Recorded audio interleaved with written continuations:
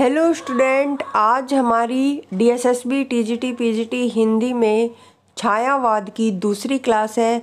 इससे पहले एक क्लास हो चुकी है जिसमें हम छायावाद के जो 4 स्तंभ माने जाते हैं, प्रसाद, पंत, निराला और महादेवी वर्मा, इनमें से 3 को हम पढ़ चुके हैं। किसको? पंत, प्रसाद और निराला को पढ़ चुके हैं पिछली क्लास में। आज हम महादेवी वर्मा के बारे में पढ़ेंगे। वैसे हमारी ये हिंदी साहित्य की तो 7वीं क्लास है और छायावाद की दूसरी क्लास है। देखिए, जो हिंदी साहित्य में हम आधुनिक काल पढ़ रहे हैं उसमें भारत तेंदु युग, द्विवेदी युग में पीवाईक्यू के साथ करवा चुकी हूँ। अगर आपने वो क्लासें नहीं देखी हैं तो उन क्लासों को आप ज़रूर देखना। तो फिर चलिए आज की क्लास को शुरू करते हैं। पढ़ते हैं महादेवी वर्मा के बारे में। इनका जो जन्म हुआ था 1907 ईस्वी में हुआ था। जन्म स्थान फर्रुखाबाद यूपी में हुआ था और होली के दिन क्या है, इनका जन्म हुआ था महादेवी वर्मा का। मृत्यु है वो 1987 ईस्वी को हुई थी। छायावाद की शक्ति कही जाती है कौन? महादेवी वर्मा, या फिर छायावाद की दुर्गा भी हम कह सकते हैं। चांद मासिक पत्र में इन्होंने अवैतनिक रूप से काम किया था। कौन से पत्र में? चांद में। हिंदी लेखकों की सहायता के लिए इन्होंने साहित्यकार संसद नामक एक संस्था की क्या है स्थापना की थी। किसने? महादेवी वर्मा ने। इनको वेदना की कवित्री, आधुनिक युग की मीरा कहा जाता है। अति महत्वपूर्ण लाइन है। इनको क्या? वेदना की कवित्री और आधुनिक युग की मीरा कहा जाता है। महादेवी वर्मा बौद्ध धर्म से क्या है प्रभावित थी। कवि निराला ने इन्हें हिंदी के विशाल मंदिर की सरस्वती कहा है। क्या कहा निराला ने? हिंदी के विशाल मंदिर की सरस्वती। किसको? महादेवी वर्मा को। निराला जी इनके कवि भाई थे। ठीक है। 16 सितंबर 1991 को भारत सरकार ने जो डाकतार विभाग है उसने क्या है जयशंकर प्रसाद के और महादेवी वर्मा के सम्मान में 2 रुपये का एक युगल डाक टिकट था वो जारी किया था। कितने रुपए का? 2 रुपये का। कब? 16 सितंबर 1991 को। किस किस के सम्मान में? जयशंकर प्रसाद और महादेवी वर्मा के सम्मान में। सुभद्रा कुमारी चौहान थी जो इनकी बचपन की सहेली थी। आगे है साहित्यकार संसद। इलाहाबाद की स्थापना साहित्यकारों की सहायतार्थ की और प्रयाग महिला विद्यापीठ की संस्थापक प्राचार्य रही। मीरा मंदिर नैनीताल की क्या है इन्होंने स्थापना की। किसने? महादेवी वर्मा ने। महादेवी वर्मा छायावाद में कहे जाने वाले कवियों में रहस्यवाद के भीतर ही रही। ये कौन कहते हैं? रामचंद्र शुक्ल कहते हैं। महादेवी वर्मा का प्रियतम कोई लौकिक पुरुष न होकर क्या है अज्ञात व अलौकिक था। आगे इनकी कृतियां देख लेते हैं। देखिए, जिनका मैंने सन लिख रखा है उनका सन आपको याद करना ही होगा क्योंकि इनका क्रम पूछ लिया जाता है। तो मैंने वैसे तो जो अति महत्वपूर्ण थे उनका ही सन लिखा है, इसलिए आप इनको याद करेंगे। तो निहार, रश्मि, नीरजा, सांदेगित, इन चारों का आप सन याद रखेंगे। निहार 1930, रश्मि क्या है 1932, नीरजा 1935, सांदेगित 1936। और ये सारी कविताएं किसमें संग्रहित हैं? हमारी यामा काव्य संग्रह में संकलित हैं। दीपशिखा और संकल्प पिता, ये क्या है इनकी अन्य कृतियां हैं। यामा काव्य संग्रह के लिए महादेवी वर्मा को 1982 में ज्ञानपीठ पुरस्कार से सम्मानित किया गया था। महादेवी वर्मा जी की आरंभिक रचनाएं रामेश्वरी नेहरू के संपादन में इलाहाबाद से प्रकाशित होने वाली पत्रिका स्त्री दर्पण में छपा करती थी। किसमें? स्त्री दर्पण में। और किसके संपादन में? ये रामेश्वरी नेहरू के संपादन में। प्रसिद्ध जो पंक्तियां हैं, मधुर मधुर मेरे दीपक जल, बीन भी हूँ मैं तुम्हारी रागनी भी, मैं नीर भरी दुख की बदली, ये भी किसकी है? हमारी महादेवी वर्मा की पंक्ति है। कहाँ से ली गई है? सांदे गीत से ली गई है। कैसे कहती हो सपना है अली उस मूक मिलन की बात, भरे हुए अब तुम मूल्यों में मेरे आंसू उनके हास, ये कहाँ से ली गई है? निहार रचना से ली गई है। पंथ रहने दो अपरिचित, प्राण रहने दो अकेला, ये कहाँ से ली गई है? दीपशिखा से ली गई है। आगे पढ़ेंगे हम छायावाद के जो अन्य कवि हैं उनके बारे में। देखिए, छायावाद की उक्त 4 कौन कौन? प्रसाद, पंत, निराला और महादेवी वर्मा, उनके बारे में हम पढ़ चुके हैं। उन चारों के अतिरिक्त क्या है अन्य रचनाकार जो है छायावाद के, जैसे डॉक्टर रामकुमार वर्मा, उदय शंकर भट्ट और मोहनलाल महतो वियोगी। डॉक्टर रामकुमार वर्मा के जो काव्य संग्रह हैं उनके बारे में पढ़ते हैं। रूप राशि, निशित, आकाशगंगा, चित्ररेखा, एकलव्य, अंजलि, जौहर और चित्तौड़ की चिंता, चंद्रकिरण, हिमदास। देखिए इन कवियों के बारे में हम सिर्फ रचना ही देखेंगे, क्योंकि छायावाद से अगर प्रश्न आता है तो हमारा उन चारों में से ही आ जाता है, या तो निराला, पंत, प्रसाद और या फिर महादेवी वर्मा में से। बाकी इनकी रचना एक बार हम देख लेते हैं। उदयशंकर भट्ट के काव्य संग्रह हैं कौन से? राका, मानसी, विसर्जन, युगदीप, अमृत और विष। मोहनलाल महतो वियोगी के हैं निर्माल्य, एकतारा, कल्पना, रजकण रजकण है। ये किसका है? मोहनलाल महतो वियोगी का। देखिए आपको अगर इनकी जो हमारी रचनाएं वो याद नहीं करनी है तो आप इनका नाम तो याद रखेंगे कि इनका संबंध किससे है? छायावाद से है। कौन? डॉक्टर रामकुमार वर्मा, उदयशंकर भट्ट और मोहनलाल महतो वियोगी का। आगे देखिए छायावाद की विशेषताएं देख लेते हैं। क्या है? व्यक्तिकता, राष्ट्रीयता की भावना, मानवीकरण शैली का प्रयोग, प्रतीक शैली का प्रयोग, रहस्यवादिता, पलायनवाद, बिंबात्मकता और क्या है? सौंदर्य चेतना, मानवतावादी विचारधारा, वेदना की प्रधानता, चित्रात्मकता, लाक्षणिकता और गीतात्मकता। ये क्या है? छायावाद की विशेषताएं हैं। अब आगे करते हैं। आगे क्या है हमारा? छायावाद की जो अन्य काव्य धाराएं हैं। देखिए छायावाद के अंतर्गत कई अन्य काव्य धाराएं चली, जिनमें से कौन सी थी? हालावाद और राष्ट्रीय सांस्कृतिक काव्य धारा। तो इनके बारे में पढ़ते हैं। 1918 से 1938 के मध्य हिंदी में अनेक काव्य धाराएं चलती रही, किंतु इस युग की प्रधान धारा थी वो कौन थी? छायावाद। कौन सी थी? छायावाद। इसलिए इस कालखंड का नाम छायावाद नाम दिया गया है। छायावाद काल में क्या है? छायावाद के समांतर इस युग में हालावाद और राष्ट्रीय सांस्कृतिक काव्य धारा में भी क्या है? साहित्य लेखन किया गया। हिंदी साहित्य की वह धारा जिसमें मदिरा का गुणगान किया गया हो, हालावाद के नाम से जानी जाती है। मधुशाला, जिसकी रचना कब? 1935 में हरिवंश राय बच्चन ने की थी। मधुशाला से हालावाद का आरंभ हुआ था। इसे प्रेम व रोमांस की कविता, प्रणय व मस्ती की कविता कहा जाता है। डॉक्टर बच्चन ने मधुशाला, मधुबाला, मधुकलश शीर्षक से मधुत्रयी की रचना की, इसलिए इसे मधु काव्य भी कहते हैं। कौन सी? मधुशाला, बाला और मधुकलश। ये किसकी रचनाएं हैं? हरिवंश राय बच्चन की है। आगे हरिवंश राय बच्चन के बारे में पढ़ते हैं। इनका जन्म जो हुआ था 1907 में हुआ था और आत्मानुभूति के कवि कहे जाते हैं। कौन? हरिवंश राय बच्चन। अक्षय रोमांस का कवि भी कहा जाता है। हालावाद का प्रवर्तक माना जाता है। इनका जो वास्तविक नाम था हरिवंश राय श्रीवास्तव था। बच्चन जो था इनका साहित्यिक उपनाम था। प्रथम सरस्वती सम्मान से सम्मानित। दो चट्टाने काव्य संग्रह के लिए 1968 में साहित्य अकादमी पुरस्कार मिला। अति महत्वपूर्ण, दो चट्टानों के काव्य संग्रह के लिए 1968 में साहित्य अकादमी पुरस्कार मिला। किसको? हरिवंश राय बच्चन को। मधुशाला, मधुबाला, मधुकलश हालावाद की प्रतिनिधि रचनाएं हैं। कौन सी? मधुशाला, मधुबाला, मधुकलश। उक्त तीनों कृतियों पर उम्र ख्यामा रुबाइयों का क्या है? प्रभाव पाया जाता है। आगे है निशा निमंत्रण। इनकी देखिए निशा निमंत्रण है सर्वश्रेष्ठ रचना मानी जाती है।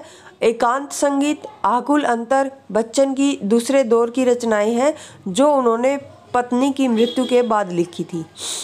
इनकी जो कृतियां हैं वो देख लेते हैं। मधुशाला, मधुबाला, मधुकलश, निशा निमंत्रण, एकांत संगीत, आकुल अंतर, आरती और अंगारे, त्रिभंगिमा, दो चट्टाने, मिलन यामिनी, प्रणय पत्रिका, बंगाल का काल, हलाहल, सूत की माला, खादी के फूल और बुद्ध और नाच घर और क्या है? चार खंबे 64 खूंटे। ये इनकी महत्वपूर्ण कृतियां हैं। किसकी? हरिवंश राय बच्चन की। आगे है नरेंद्र शर्मा। उनकी कृतियां हैं प्रभात फेरी, कर्णफूल, प्रवासी के गीत, मिट्टी और फूल, अग्नि शस्य और रक्तचंदन, कदलीवन, उत्तरजय। ये क्या है? इनका काव्य संग्रह है। द्रौपदी एक खंड काव्य है। किसका? नरेंद्र शर्मा का। ये भी महत्वपूर्ण है। द्रौपदी खंड, प्रवासी के गीत और प्रभात फेरी, ये इनकी महत्वपूर्ण रचनाएं हैं। आगे है रामेश्वर शुक्ल अंचल। मानसलवाद के प्रवर्तक, इन्हें भोगवादी कवि कहा जाता है। किनको? रामेश्वर शुक्ल अंचल को। और इनकी जो कृतियां हैं किरण बेला, करील, लालचुनर, मधुलिका, अपराजिता और वर्षांत के बादल, ये किसकी रचनाएं हैं? रामेश्वर शुक्ल अंचल की रचनाएं हैं। आगे है भगवती चरण वर्मा, इनकी जो कृतियां हैं मधुकण, मानव, प्रेम संगीत, भैंसा गाड़ी, इनकी प्रसिद्ध रचना है किसकी? भगवती चरण वर्मा की। और एक देखिए हमारी एनसीईआरटी में पाठ है हम दीवानों की क्या हस्ती, ये सॉरी कविता है, तो वो किसकी है? भगवती चरण वर्मा की है, वो भी इम्पोर्टेंट है। राष्ट्रीय सांस्कृतिक काव्यधारा, देखिए दूसरी धारा ये कौन सी थी? हमारी राष्ट्रीय सांस्कृतिक काव्यधारा। एक हालावाद को हम पढ़ चुके हैं। छायावाद युग की वह काव्यधारा जिसमें भारतीय राष्ट्रीयता व संस्कृति का गौरवगान किया गया है, राष्ट्रीय सांस्कृतिक काव्यधारा कहलाई। इसके जो प्रमुख कवि थे उनका नाम आपको याद करना होगा, क्योंकि पूछा जाता है, 3 का नाम दे दिया जाता है कि राष्ट्रीय सांस्कृतिक धारा के कवियों में से कौन नहीं है, तो इसलिए इनका नाम आपको याद होना चाहिए। तो देखिए बालकृष्ण शर्मा नवीन, शियाराम शरण गुप्त, रामधारी सिंह दिनकर, सुभद्रा कुमारी चौहान, माखनलाल चतुर्वेदी, ये क्या है? हमारे राष्ट्रीय सांस्कृतिक चेतना के क्या है? कवि है। आगे देखिए माखनलाल चतुर्वेदी के बारे में पढ़ते हैं। एक भारतीय आत्मा के नाम से जाने जाते हैं, अति महत्वपूर्ण है। एक भारतीय आत्मा के नाम से कौन जाने जाते हैं? माखनलाल चतुर्वेदी। 1955 में हिम त्रिंगणी काव्य संग्रह के लिए साहित्य अकादमी पुरस्कार से सम्मानित किया गया। इनकी इंपॉर्टेंट रचना है हिम त्रिंगणी। साहित्य अकादमी से सम्मानित होने वाले हिंदी के प्रथम लेखक प्रताप प्रभाकरमवीर का संपादन किसने किया? माखनलाल चतुर्वेदी ने। अध्यापक, पत्रकार और साहित्यकार थे। आगे है स्वतंत्रता के दौरान कई बार क्या है? ये जेल गए, कैदी और कोकिला, जेल के दौरान लिखी गई एक इनकी कविता है। साहित्य देवता इनकी गद्य रचना है। कृष्ण अर्जुन युद्ध इनका नाटक है। इनका? माखनलाल चतुर्वेदी का। इनकी जो मुख्य कृतियां हैं देखिए हिम क्रीटनी और हिम त्रिंगणी, ये दोनों तो मोस्ट इंपॉर्टेंट है, इनको तो आप याद करेंगे ही। आगे है वेणुलो, गुंजेधरा, मरणज्वार, बिजुली काजल और आजरी।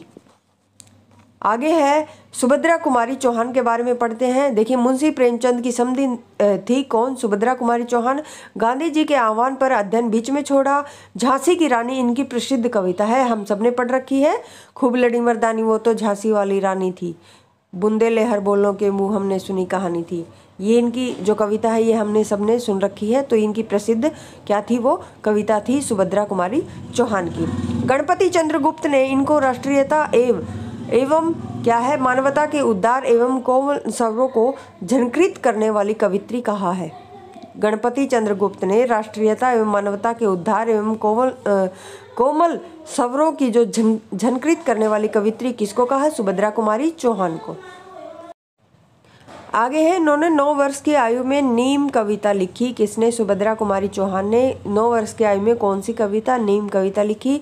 इनके जो 2 मुख्य काव्य संग्रह हैं त्रिधारा और मुकुल, इनको याद रखेंगे किसके हैं? सुभद्रा कुमारी चौहान के, त्रिधारा और मुकुल।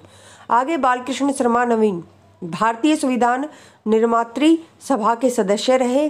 प्रथम राजभाषा आयोग के सदस्य थे। लोकसभा व राज्यसभा दोनों के सदस्य रहे। कौन? बालकृष्ण शर्मा नवीन। प्रताप और प्रभा के संपादक थे। इनके जो काव्य संग्रह हैं अपलक, रश्मि रेखा, उर्मिला, हम विश्वाई जन्म के इम्पोर्टेंट है। कवाशी और आगे है विनोबा सतवन है ये यहाँ पर, विनोबा सतवन। आगे है शियाराम शरण गुप्त, मैथिली शरण गुप्त के अनुज थे यानी छोटे भाई थे। इनकी जो कृतियाँ हैं मौर्य विजय, अनाथ, दुर्वादल, आद्रा, नोआखाली, आत्मीसर्ग, पाथे, बापू, उन्मुक्त, नकुल। आगे है रामधारी सिंह दिनकर, इम्पोर्टेंट है। इनका जन्म 1908 ईस्वी में हुआ था। अनल व अधैर्य के कवि कौन? रामधारी सिंह दिनकर। क्या है? अनल व अधैर्य का कवि किसको कहा जाता है? रामधारी सिंह दिनकर को। डॉक्टर सावित्री सिन्हा ने युगचारण कहा। रामधारी सिंह दिनकर को क्या कहा? युगचारण कहा। राज्यसभा के मनोनीत सदस्य रहे। भारत सरकार के हिंदी सलाहकार पद पर भी कार्य किया रामधारी सिंह दिनकर ने। 1959 में संस्कृति के 4 अध्याय रचना के लिए साहित्य अकादमी पुरस्कार से सम्मानित किया गया। देखिए संस्कृति के जो 4 अध्याय इनकी रचना है अति महत्वपूर्ण है। 1959 ईस्वी में क्या है, इनको साहित्य अकादमी पुरस्कार दिया गया। इसके लिए किसको? रामधारी सिंह दिनकर को। 1972 में उर्वशी के लिए ज्ञानपीठ पुरस्कार दिया गया। उर्वशी भी इनकी महत्वपूर्ण रचना है। आगे इनकी कृतियां देख लेते हैं। रेणुका, हुंकार, रसवंती। देखिए इन तीनों का जो समय है आपको याद करना होगा। तो 1935 रेणुका, हुंकार 1938, रसवंती 1940। पर्णभंग, सामधेनी, द्वंद्व गीत, नीम के पत्ते, कुरुक्षेत्र, उर्वशी, रश्मिरथी। देखिए 1952 ईस्वी। जिनका मैंने सन लिख रखा है उनको याद करना है आपको। परशुराम की प्रतीक्षा, इतिहास के आंसू, धूप और धुआं, हारे को हरिनाम और स्मृति तिलक। ये इनकी क्या है? प्रमुख कृतियां हैं। हुंकार को राष्ट्रीय कविताओं का संग्रह वैतालिक का जागरण गान कहा जाता है। किसको? हुंकार को। रसवंती में श्रृंगार की रचनाएं हैं। द्वंद्व गीत में जीवन व जगत की समस्याओं को उभारा गया है। सर्वाधिक प्रसिद्ध रचना जो कुरुक्षेत्र का प्रकाशन 1946 में हुआ था। कुरुक्षेत्र महाभारत के शांति पर्व पर आधारित है। रामधारी सिंह दिनकर ने खुद को डिप्टी राष्ट्र कवि कहा है। उर्वशी इनका गीति नाट्य है। क्या है? गीति नाट्य है। रश्मिरथी कर्ण से संबंधित रचना है। तो हमारा जो छायावाद है यहीं तक था। अब हम जो छायावाद के PYQ हैं उनको करेंगे। अब हम पढ़ते हैं PYQ किसके? छायावाद, राष्ट्रीय सांस्कृतिक चेतना एवं हालावाद के। देखिए इसमें PYQ 500-600 है। तो कुछ PYQ मैं इस क्लास में करवाऊंगी, कुछ अगली क्लास में करवा दूंगी ताकि वीडियो ज़्यादा लंबी न हो। चलिए फिर शुरू करते हैं हमारे PYQ। छायावाद के 4 स्तंभ कौन कौन है? निराला, पंत, प्रसाद और महादेवी वर्मा। मैंने कई बार आपसे बता दिया है। राम की शक्ति पूजा के विषय में जो सत्य कथन है वो है। देखिए राम को शक्ति पूजा का सुझाव जामवंत ने दिया था। राम को रावण पर विजय का वरदान देवी से प्राप्त हुआ था। राम की शक्ति पूजा के राम मानव अधिक, ईश्वर कम है।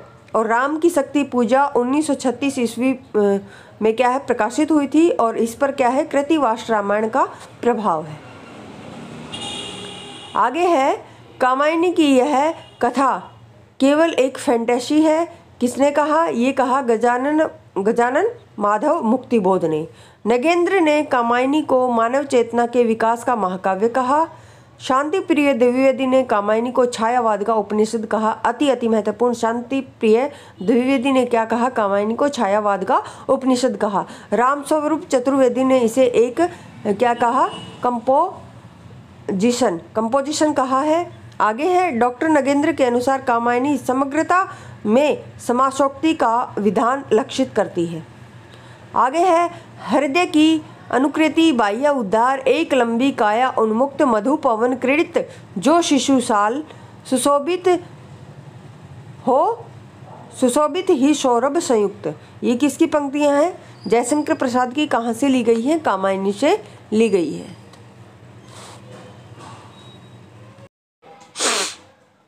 आगे है और उस मुख पर वह मुस्कान, रक्त किसले पर ले विश्राम, अरुण की एक किरण अम्लान, अधिक अलसाई हो अभिराम।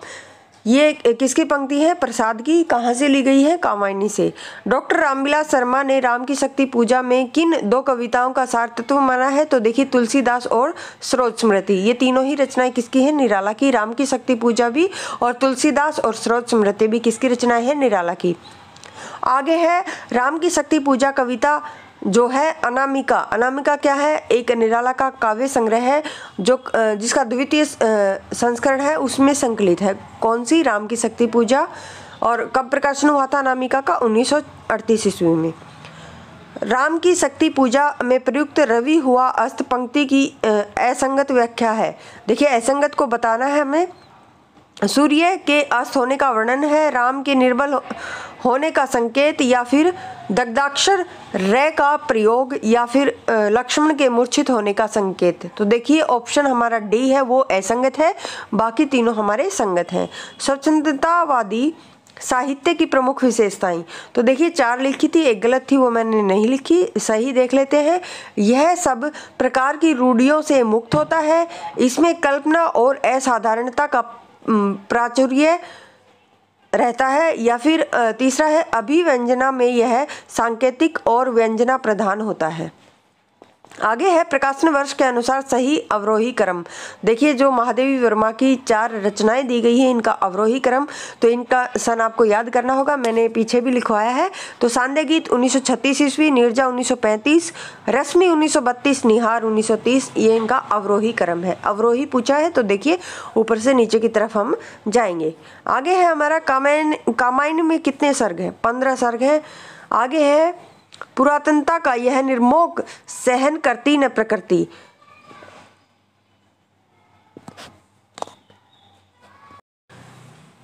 पल एक में निर्मोक का क्या अभिप्राय है? तो निर्मोक का अर्थ है सांप के शरीर पर लिपटी हुई केंचुली। ये क्या है? निर्मोक का अर्थ है। और ये पंक्तियां कहाँ से ली गई हैं? कामायनी से ली गई है। आगे है रश्मि लोक 1974 ईस्वी। रश्मि लोक है, ये अनुदित रचना है किसकी? रामधारी सिंह दिनकर की। रश्मि लोक। रश्मि रथी है, ये एक खंड काव्य है और इसका जो कथा नायक है वो कर्ण है। और इसका प्रकाशन कब हुआ था? 1952 ईस्वी में। डैश रचना न तो दर्शन है और न किसी ज्ञानी के प्रौढ़ मस्तिष्क का चमत्कार, यह तो अनंततः एक साधारण मनुष्य का क्या है? संकाकुल हृदय ही है जो मस्तिष्क के स्तर पर चढ़कर बोल रहा है। किसकी पंक्ति है? रामधारी सिंह दिनकर की। कहाँ से ली गई है? कुरुक्षेत्र रचना से ली गई हैं। रामधारी सिंह दिनकर की रचनाएं रेणुका, हुंकार, नीम के पत्ते, उर्वशी और दिल्ली, ये इनकी महत्वपूर्ण रचनाएं हैं। कुरुक्षेत्र को आधुनिक युग की गीता कहा जाता है। अति महत्वपूर्ण युग, जो आधुनिक युग की गीता किसको कहा जाता है? कुरुक्षेत्र को। 2 राह समय के रथ का घर घर नाद सुनो, सिंहासन खाली करो कि जनता आती है, ये हमारी पंक्तियाँ किसकी हैं? दिनकर की। अधैर्य का कवि मैंने पीछे बताया था आपसे, कौन? दिनकर। बैठे हुए सुगध आतप में मृग रोमंथन करते हैं, वन के जीव विवर से बाहर को भी शब्द विचरते हैं। इन पंक्तियों में किसका वर्णन है? तो रश्मि रथी के क्या है? परशुराम आश्रम का क्या है? यहाँ पर वर्णन किया गया है। उर्वशी किसकी रचना है? दिनकर की। उर्वशी के 3 अंक के आधार पर सही कथन। तो देखिए शक्तिशाली और दुदर्श पुरुष की सुंदरियों के कटाक्ष से क्या है? आहत हो जाते हैं। उर्वशी कहती है यह देह भाव भ्रांति है। ये हमारे क्या है? दोनों कथन सही हैं। दिनकर को उर्वशी पर 1972 ईस्वी में ज्ञानपीठ पुरस्कार दिया गया था। आगे निम्नलिखित में से किसका संबंध रामधारी सिंह दिनकर से है? तो देखिए काम अध्यात्म की समस्या उर्वशी सही है। पौराणिक प्रसंग में भारत चीन, ये क्या है? परशुराम की प्रतीक्षा से ली गई है। और युद्ध दर्शन क्या है? कुरुक्षेत्र, हुंकार, रश्मि रथी में इनमें क्या है? इनका संबंध है किससे? युद्ध दर्शन से। तो ये हमारी तीनों ही सही हैं। देखिए काम अध्यात्म की समस्या उर्वशी, पौराणिक प्रसंग में भारत चीन, परशुराम की प्रतीक्षा, और युद्ध दर्शन किससे संबंधित है? कुरुक्षेत्र, हुंकार, रश्मि रथी से। भारतीय संस्कृति के मूल उपदानों का ऐतिहासिक विकास प्रस्तुत करने वाला प्रसिद्ध ग्रंथ संस्कृति के 4 अध्याय किसने लिखा? रामधारी सिंह दिनकर ने। मैंने आपसे बताया था ये इनका इम्पोर्टेंट क्या है? रचना है। रामधारी सिंह दिनकर के अनुसार कुरुक्षेत्र में किसका अवलंबन लेकर उन्होंने महत्वपूर्ण प्रश्न की कृति में उपस्थित किया? तो भीष्म और युधिष्ठिर। आत्मा का संग्राम आत्मा से और देह का संग्राम देह से जीता जाता है, ये रामधारी सिंह दिनकर ने कुरुक्षेत्र में कहा।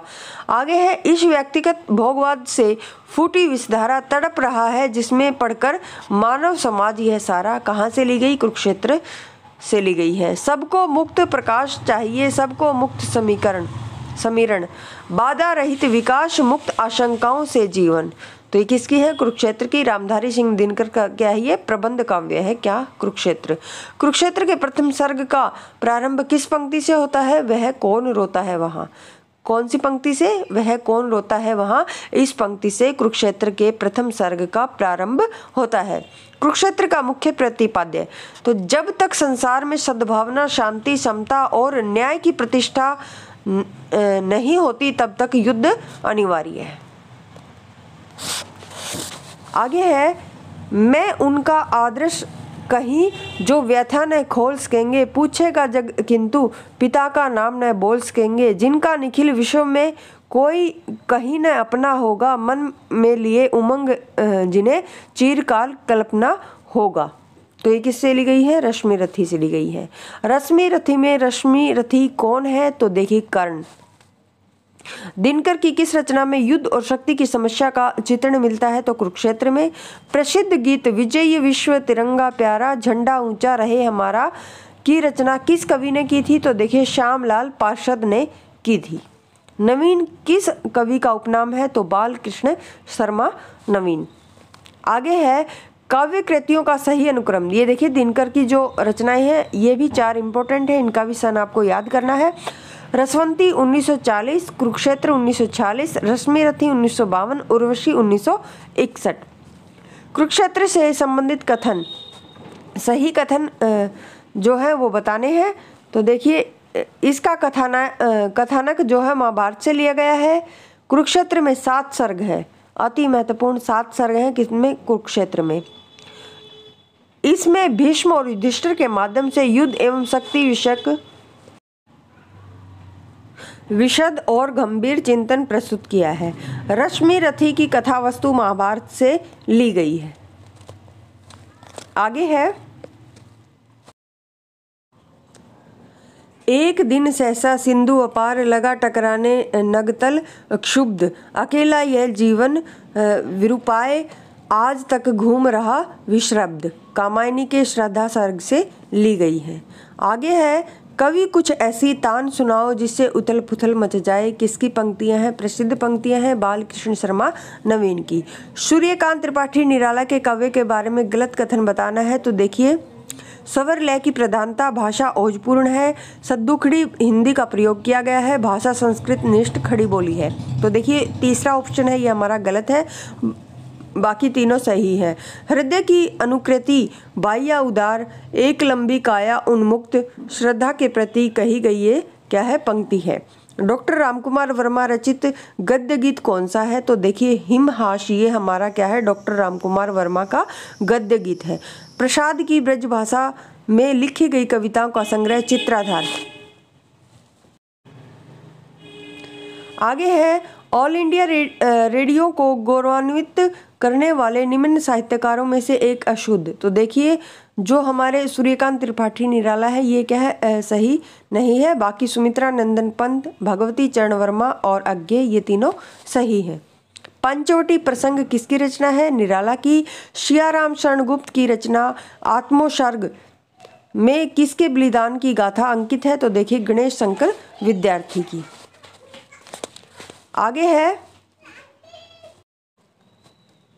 यह उपाय कह उठे राम, जो मंद्रित धन कहती थी माता मुझको सदा राजीव नयन। कहाँ से लिए गई है? राम की शक्ति पूजा किसकी है रचना? निराला की। महादेवी वर्मा के काव्य संग्रह निर्जा के लिए उनको क्या है? कौन सा पुरस्कार दिया गया? देखिए सेक्सरिया पुरस्कार मिला। कौन सी रचना के लिए? निर्जा के लिए। छायावाद में अरविंद के दर्शन से कौन प्रभावित थे? सुमित्रा नंदन पंत। जयशंकर प्रसाद ये शैव दर्शन से क्या थे? प्रभावित थे। और महादेवी वर्मा का मैंने बताया था वो बौद्ध धर्म से प्रभावित थी। आगे है पंत की जो अरविंद दर्शन से प्रभावित कृतियां हैं कौन कौन सी? स्वर्ण धूलि, स्वर्ण किरण, उत्तरा, अतिमा। ये क्या है? अरविंद दर्शन से प्रभावित कृतियां हैं। निम्नलिखित में से कौन सी पुस्तक महात्मा गांधी के जीवन पर आधारित है? तो देखिए ठाकुर प्रसाद सिंह द्वारा रचित महामानव प्रबंध काव्य है। ये किसके मतलब जीवन पर आधारित है? महात्मा गांधी के जीवन पर आधारित है। महादेवी वर्मा के काव्य संग्रह निहार रश्मि निर्जा। महाकाव्य है कामायनी। महाकाव्य कामायनी में प्रतिभिज्ञा दर्शन है। कौन सा? प्रतिभिज्ञा दर्शन है। आगे है मुझे तोड़ लेना वनमाली, उस पथ में देना मुझको फेंक, मातृभूमि पर शीश चढ़ाने जिस पथ पर आवे वीर अनेक। किसकी पंक्ति है? माखनलाल चतुर्वेदी की। छायावाद की प्रवृत्तियां देखिए 3 प्रवृत्तियां दी गई हैं, चौथी जो गलत थी वो मैंने नहीं लिखी। अमूर्त एवं अशरीरी सौंदर्य चित्रण, प्रकृति का चित्रण, मानव प्रेम, शिशु प्रेम एवं अज्ञात के प्रति व्यक्ति उदात्त प्रेम वर्ण। आगे है, राम की शक्ति पूजा का प्रकाशन वर्ष 1936 ईस्वी। लोकायतन किस विधा की कृति है? प्रबंध काव्य है। राम की शक्ति पूजा 15 दिनों की कठोर साधना में क्या है? कठोर साधना से 1840 छंदों में प्रस्तुत लंबी कविता है। कितने छंद? 1840। कितने दिनों में? 15 दिनों में। और इसे क्या है? समासोक्ति शैली में महाकाव्य के रूप में निराला ने लिखा, परंतु इसे लंबी कविता कहा जाता है। आलोचकों ने इसे बिच्छू छुड़ाने का मंत्र कहा है। क्या कहा? बिच्छू छुड़ाने का मंत्र। नामवर ने निराला को छंदों का गुरु कहा। क्या कहा? छंदों का गुरु किसने? नामवर ने। किसको? निराला को। तुलसीदास की के रचना है कौन सी? तुलसीदास किसकी रचना है? यहाँ पे आएगा तुलसीदास किसकी रचना है, तो निराला की रचना है। कामायनी प्रसाद की, चिदम्बरा पंत की, चिता के फूल राम वृक्ष बेनुपुरी की। महादेवी वर्मा के यामा में कौन सी रचना है वो संकलित नहीं है? तो देखिए, निहार, रश्मि और शांदय गीत, ये तीनों रचनाएं तो क्या है? संकलित है। दीपशिखा हमारी इसमें संकलित नहीं है। सुभद्रा कुमारी चौहान की काव्य रचना के संबंध में कौन सा कथन सही है? उनमें गंभीर से गंभीर विषय को सरल रूप से प्रस्तुत करने का सरल रूप में प्रस्तुत करने की अदम्य क्षमता थी। किसमें? सुभद्रा कुमारी चौहान में। उनकी राष्ट्रीय कविताओं में समय सामयिक, देश प्रेम और भारतीय इतिहास एवं संस्कृति की गहरी छाप है। उनकी कविताएं त्रिधारा और मुकुल शीर्षक से प्रकाशित हुई। मैंने आपसे बताया था ये दोनों इनके प्रमुख क्या है? काव्य संग्रह है, त्रिधारा और मुकुल। तो ये तीनों ही कथन हमारे सत्य हैं। तो आज हम इतने ही ये दिनकर की ओर देख लेते हैं। 3 रचनाएं दे रखी हैं। उर्वशी, रसवंती, सामधेनी। उर्वशी का समय 1961, रसवंती का 1940, सामधेनी का 1947 ईस्वी। तो आज हम इतने ही प्रश्न करेंगे। हमारा जो छायावाद है इसके PYQ काफ़ी है, हो सकता है 2 वीडियो और आएँ। कोशिश करूँगी, अगर एक में हो जाते हैं तो एक में ही करवा दूँगी। तो आज के लिए बस इतना ही। आपको क्लास कैसी लगती है कमेंट करके ज़रूर बताएं। चैनल को शेयर और सब्सक्राइब जरूर करें, वीडियो को लाइक करें। धन्यवाद।